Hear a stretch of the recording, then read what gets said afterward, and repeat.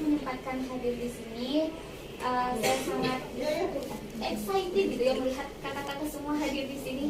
Dan yang kita akan bahas mengenai remaja, yaitu Ayana berdiri mengenai mempersiapkan remaja dalam membangun keluarga sejahtera. Teteh Ayana dia pasti ada pemikiran buat membangun keluarga. Leres?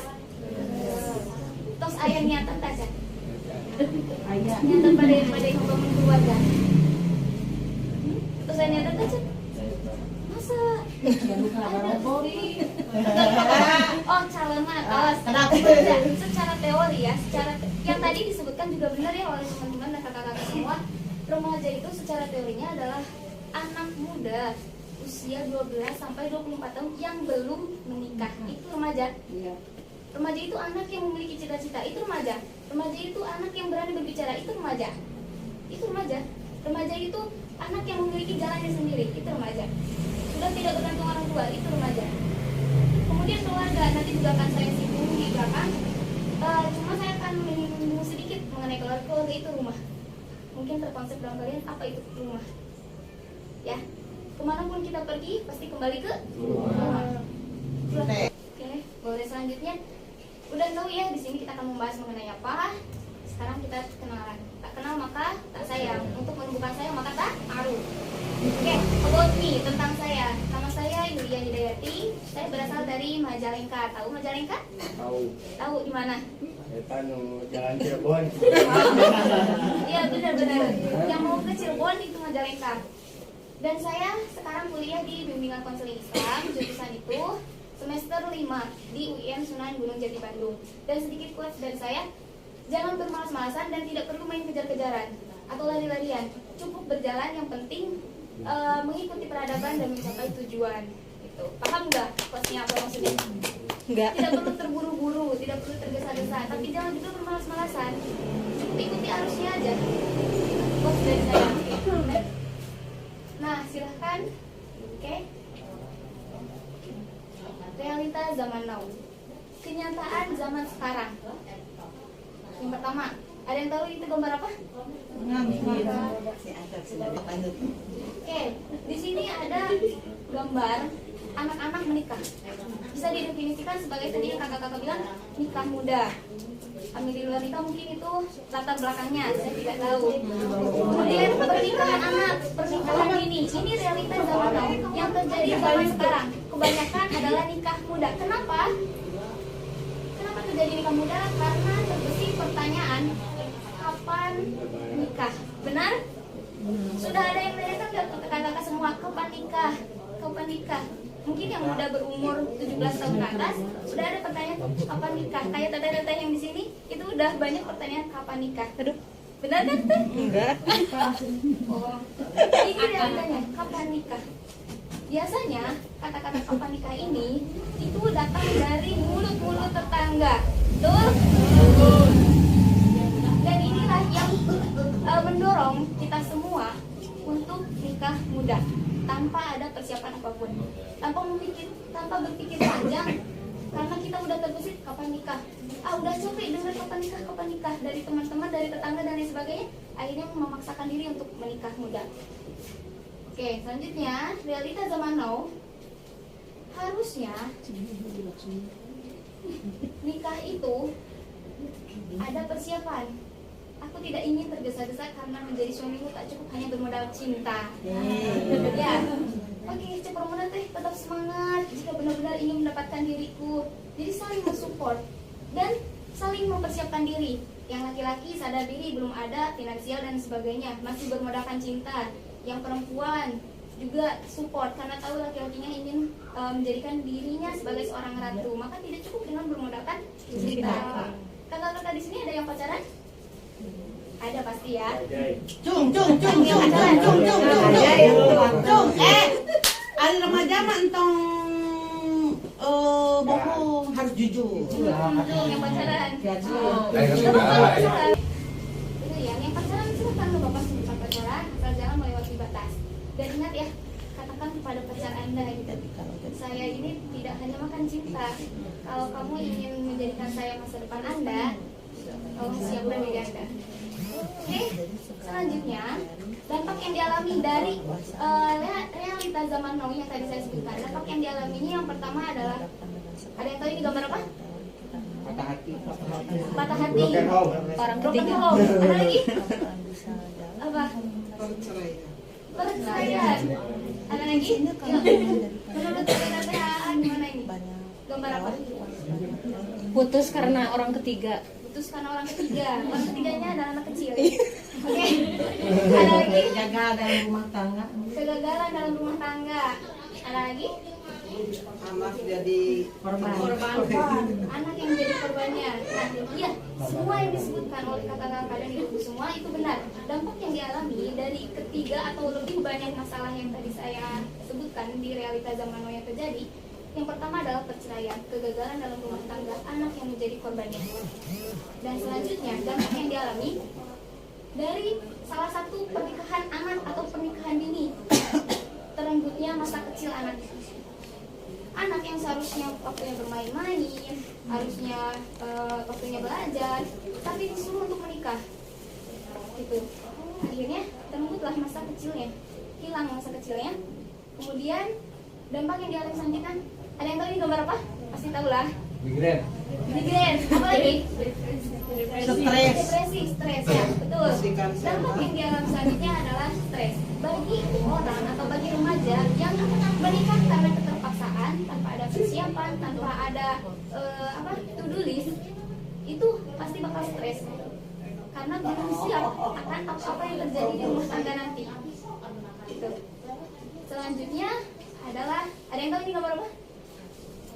Pertengkaran. Pertengkaran, betul sekali.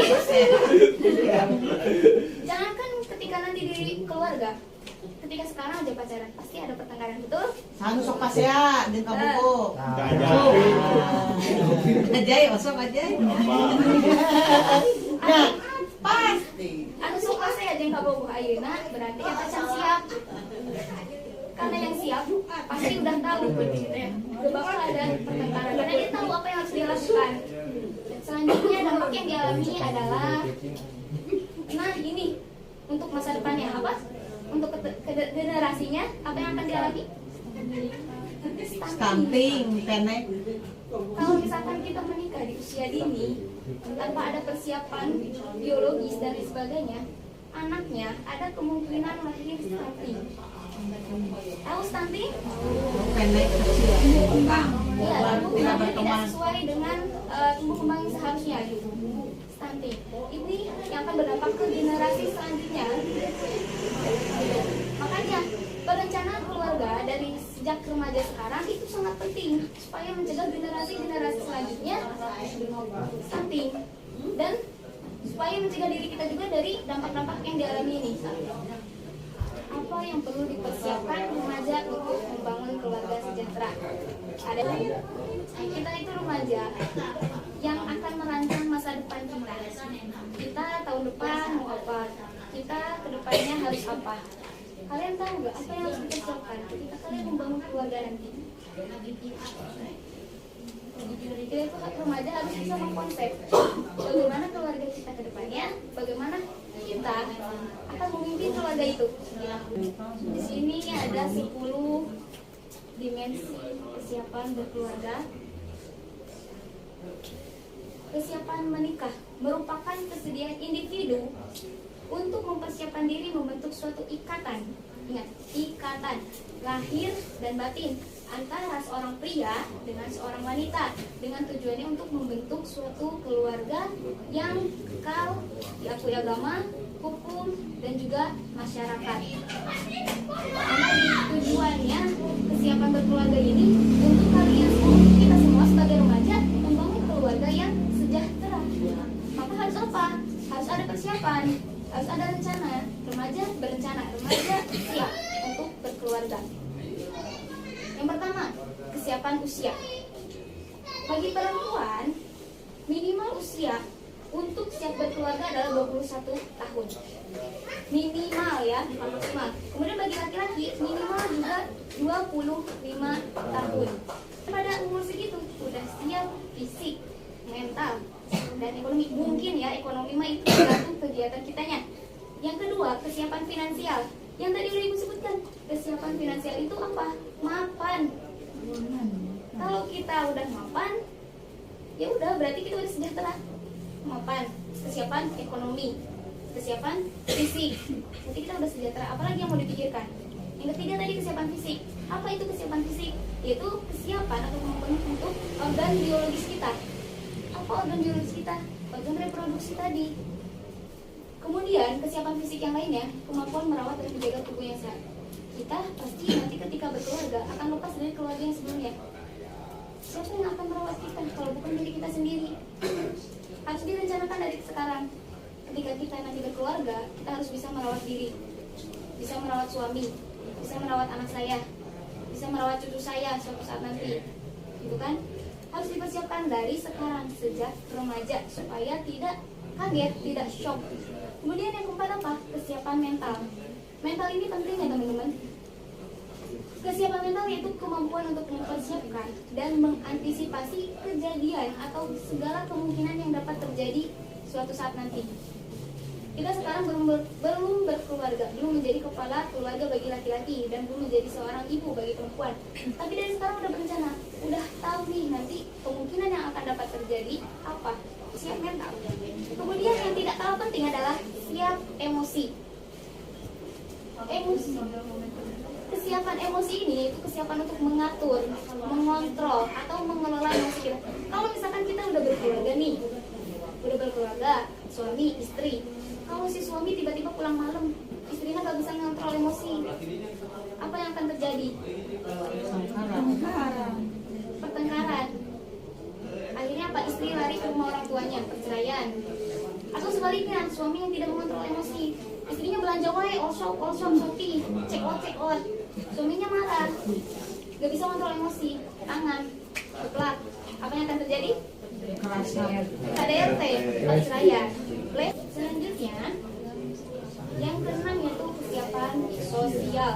Apa itu kesiapan sosial? Yaitu siap mengembangkan kapasitas interaksi dan karir.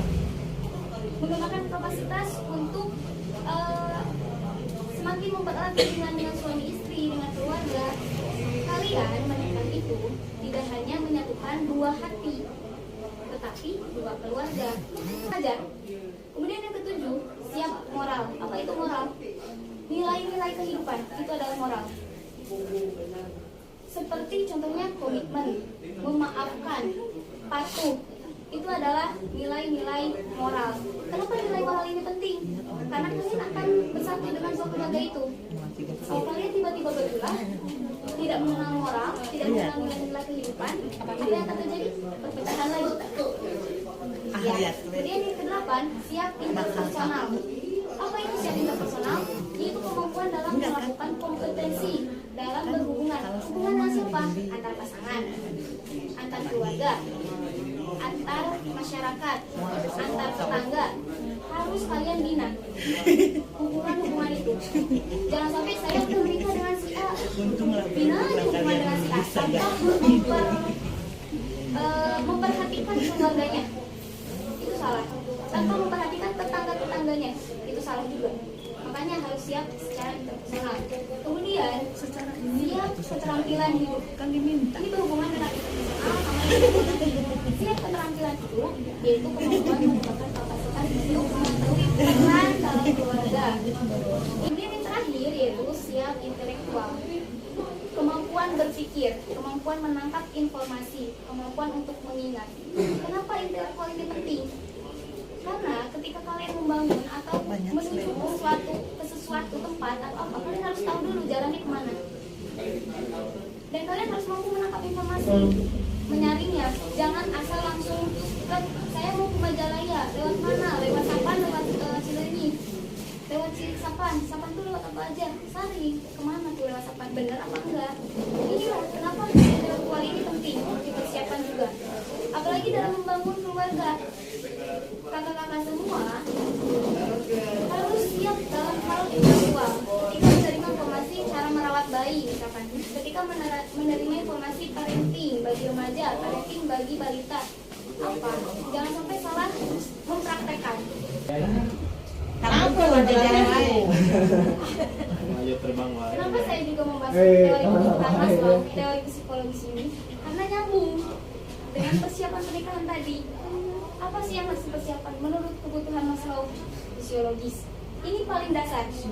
Kebutuhan fisiologis itu paling dasar. Apa kebutuhan fisiologis? Kebutuhan sandang, pangan, papan, bernafas, minum, PAB, PAK dan sebagainya, itu kebutuhan fisiologis. Kalau sudah terpenuhi kayak tadi, udah ada ekonomi udah lancar, berarti kesiapan sandang, kesiapan pangan pasti udah terpenuhi. Udah siap nih melangkah ke selanjutnya. Ketika selanjutnya ya berada di keamanan. Berikan keamanan kepada calon. Aman gak nih calon yang sama saya? Benar? Aman tidak?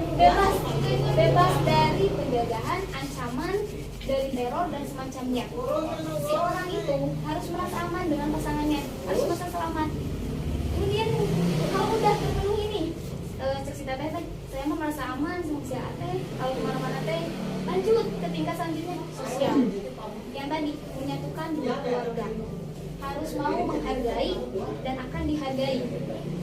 Nah, sosial, kebutuhan harga diri juga, harus mau menghargai, harus mau menghormati, harus mau dihormati juga.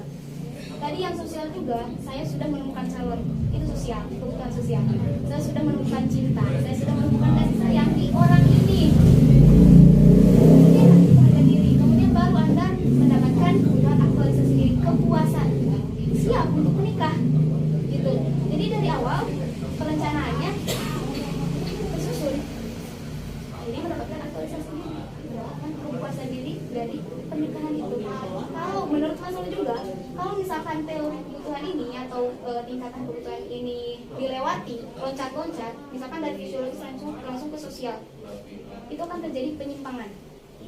Kayak tadi, kalau misalkan tiba-tiba hanya bermodalkan cinta di sosial, hanya bermodalkan kasih sayang, akan terjadi penyimpangan, akan terjadi perpecahan, karena tidak siap fisiologis, tidak siap keamanannya, gitu. Kalau kalian misalkan loncat tanpa mengetahui fisiologisnya, kalian tidak memperhatikan ekonomisnya, kalian tidak memperhatikan finansial, tidak memperhatikan makan apa yang akan saya berikan pada istri saya. Lanjut aja ke keamanan, yang penting istri saya aman dan sebagainya. Tetap akan terjadi cinta. Makan tuh cinta. Tetap akan terjadi penyimpangan. Istri akan bilang, saya nggak punya cinta. Si Lope wes sudah Makanya menurut Maslow juga semua tingkatan kebutuhan ini harus dipenuhi secara berurutan, dari mulai fisiologis, keamanan, sosial, harga diri dan baiklah aktualisasi diri. Jangan loncat-loncat karena akan terjadi penyimpangan. Kemudian persiapan perencanaan berkeluarga. Apa sih yang harus dipersiapkan oleh remaja merencanakan berkeluarga? Yang pertama tadi, merencanakan usia pernikahan. Usia A udah 20 tahun, rencanakan di usia 25 tahun saya menikah. Usia A 19 tahun, usia 25 tahun saya akan menikah. Bagi perempuan 21 tahun minimal, bagi laki-laki 25 minimal. Kemudian membina hubungan dengan siapa? Jangan hanya siap saya umur 25 tahun akan menikah, tapi juga harus siap dalam membina hubungan. Bukan keluarga yang disatukan tadi. Saya harus membina hubungan dengan istri saya, dengan keluarga istri saya, dengan keluarga besarnya, dengan tetangga-tetangga juga. Binalah hubungan.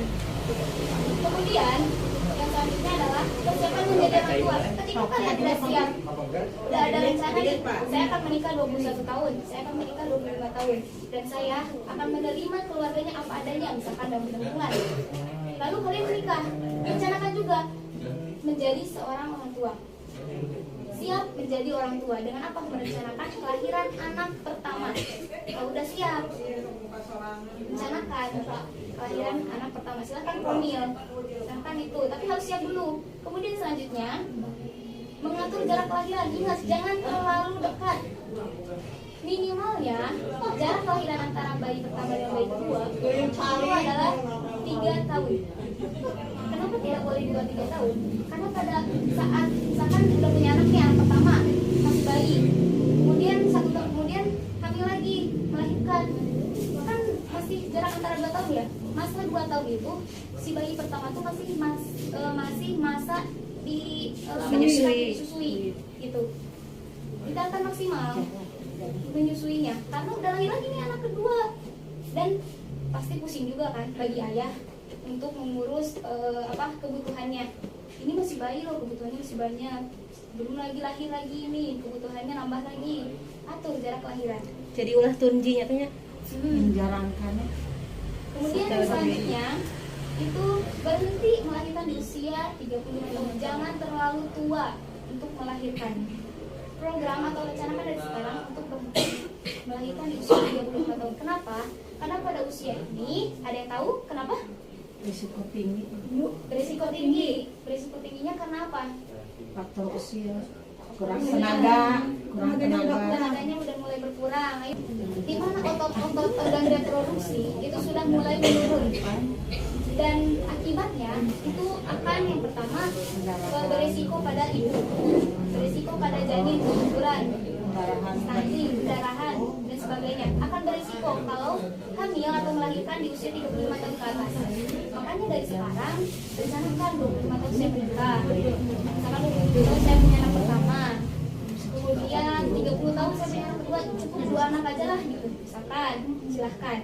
Kemudian yang selanjutnya, jangan hanya mau merencanakan aja nih, tapi kalian juga harus tahu cara merawat dan mengasuh anak pada usia balita terutamanya dengan memenuhi kebutuhan dasarnya. Apa saja sih kebutuhan dasar anak balita?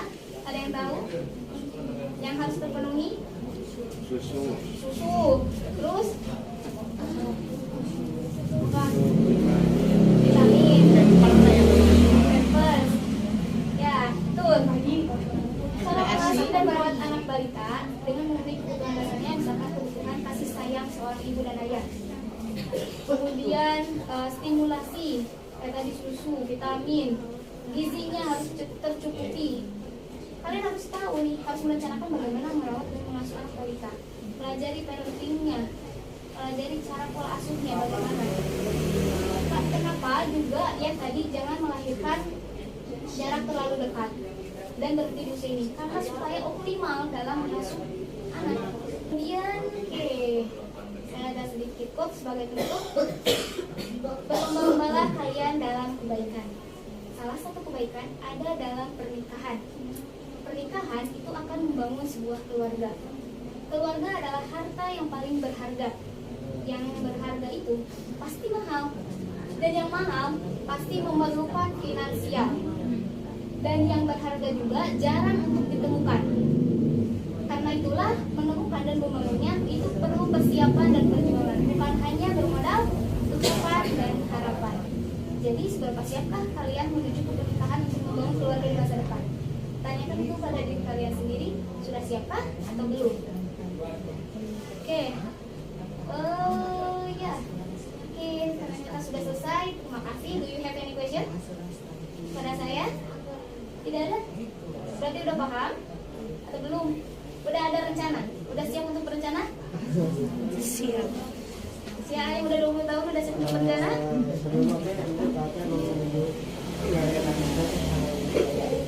Tapi kalau udah ada, finansial udah siap, tinggal perencanaan. Silakan kalian boleh hubungi saya di email yulia.392@gmail.com atau kontak person saya 085794093733 atau melalui Facebook dengan nama Yulia Hidayati atau melalui Instagram saya dengan nama username Hidayati 9750. Ini adalah media sosial saya. Boleh kalian kalau ada pertanyaan atau mau membahas apa lebih lanjut silahkan, atau mau ada keperluan apapun silahkan hubungi saya melalui kontak person, email maupun Facebook atau Instagram saya yang ada di sini. Jika kalian tidak ada pertanyaan, terima kasih sudah ada partisipasi dalam acara hari ini. Dan mohon maaf apabila saya terdapat banyak kekurangan dan kesalahan, karena kita sama-sama saling belajar. Karena saya juga belajar, dan kakak-kakak semua juga belajar. Jadi saya mohon maaf yang sebesar-besarnya. Terima kasih. Wassalamualaikum warahmatullahi wabarakatuh.